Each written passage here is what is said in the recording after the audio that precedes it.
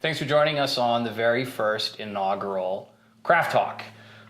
They say the journey of 1,000 miles begins with one step, and that is what we're doing here. As you can see, we're not ready. The office is still, well, look at it. You can tell it's very boring and plain, but it's what we got, and that's what we're using. We don't have fancy glasses. We have plain cups. They hold beer. That hold beer, and that's really what matters. And I think that's really the lesson of the microbrewery industry is start with what you got, start small. Most people begin as home brewers in their basements, cold garden. You look at Blake, our pilot episode, they were brewing beer before they even had a microbrewery, and we're going to post that episode up right after this. And joining me today, you probably all recognize the host of the pilot, Drew Laz, who's been very, very busy with his life for the last 2 years. He's got a wife, he's got kids, his job has been keeping him crazy busy. It's true. And this is why I've decided I'm going to have to host a show, but we were able to get Drew out.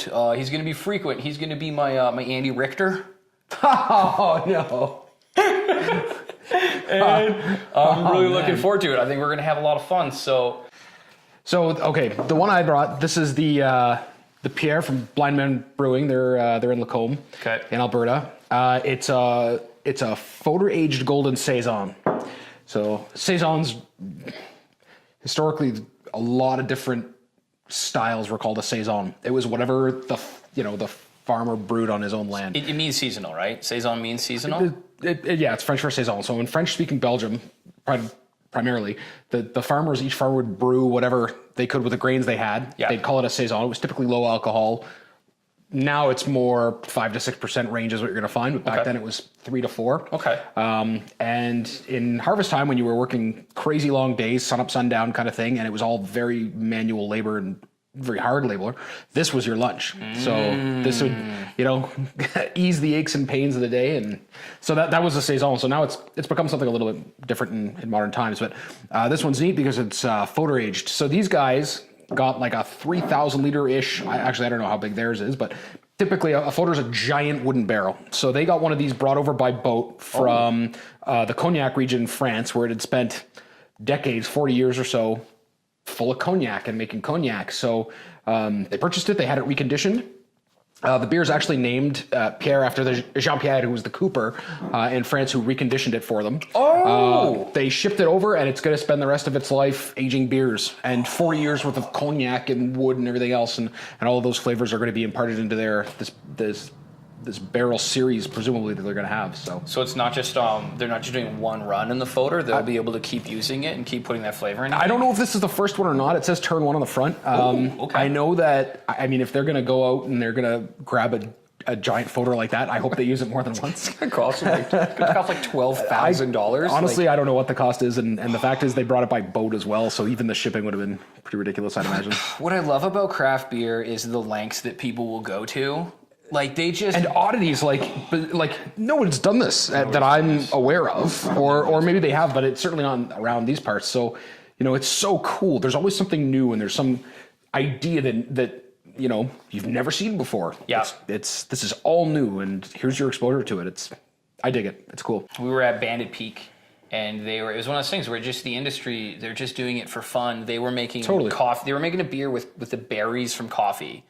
And they were talking about this passion fruit coffee berry beer they were making. Sure. And they're like, man, there is no profit to be made on this thing whatsoever. Like, it costs us so much money. Do you want to try some? And we're like, well, yeah. So he goes and he pours it right out of the kettle. It's not fermented yet. And he goes, here, try that. Check that out. He brings us a glass. And, we're trying, this is friggin' amazing. He goes, do you want some more?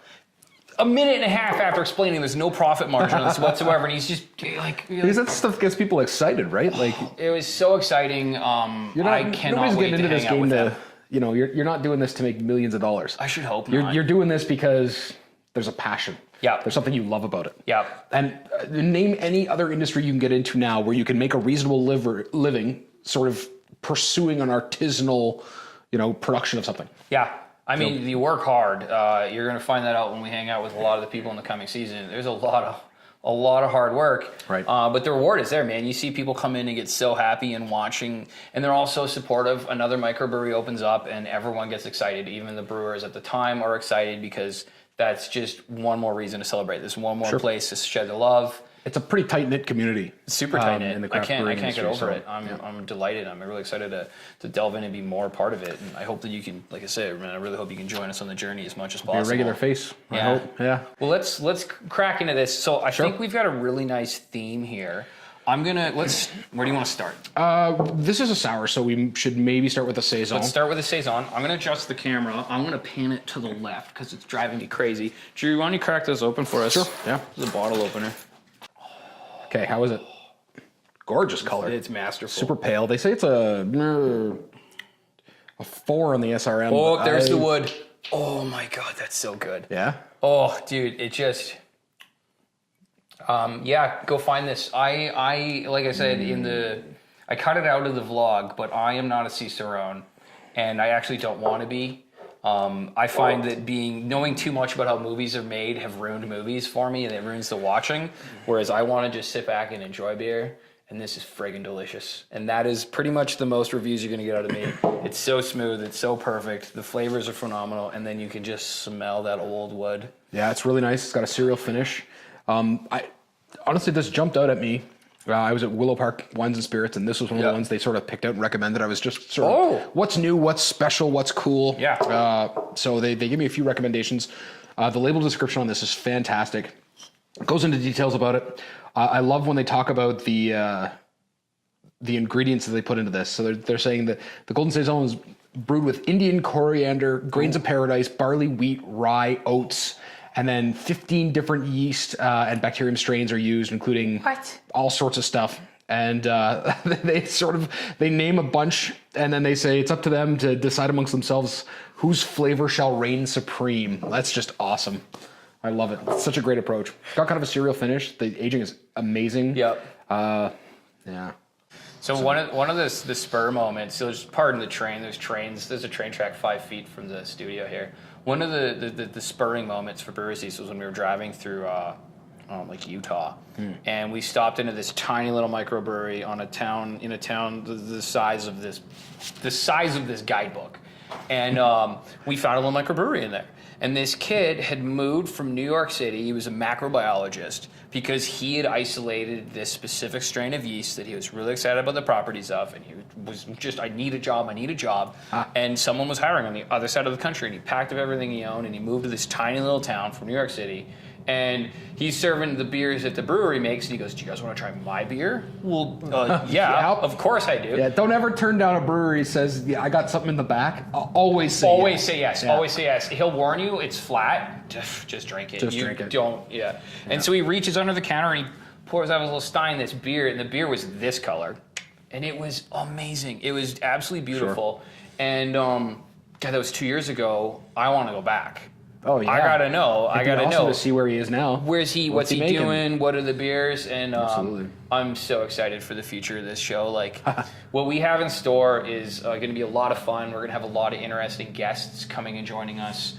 The notion, and I'll talk about this in the vlog, is we're going to try and get a lot of celebrity guests. So Drew's going to be our first celebrity guest. Sure. And we're going to be moving on. Hey, man, you hosted the pilot, buddy. Hey. You got us $10,000. So let's all be grateful for that. Oh, that was a lot of fun. That was one of the best weekends, man. Great. So we're going to be trying to get in some local celebrities and people that you'll all recognize. And not a lot of them are going to drink craft beer. And what we're going to do is introduce them to craft beer. I love that. And we're going to see if we can get some people into craft beer drinkers. That's a great idea. Right? And so I'm thinking about marrying, like, oh, okay, what do you drink? What do you like? Oh, you like wine. Oh, well, we're going to hit you with a sour.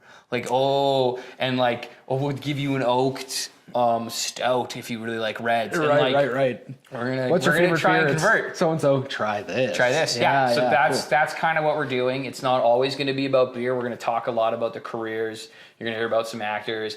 I really want to get some hockey players. That'd be cool. Yeah, so this is where we're going with Craft Talk. It might not be the name. Like I say, we're just getting started, and there's a lot more to come. So please like and subscribe. Stay tuned. We're going to be updating the channel weekly, hopefully bi-weekly. I'm going to have 3 episodes of shows coming out, and we're going to start our first official episode in very due time. I'm just narrowing down who the top breweries are going to be and coming up with something fun. So. Are we calling this episode 0? This is episode 001.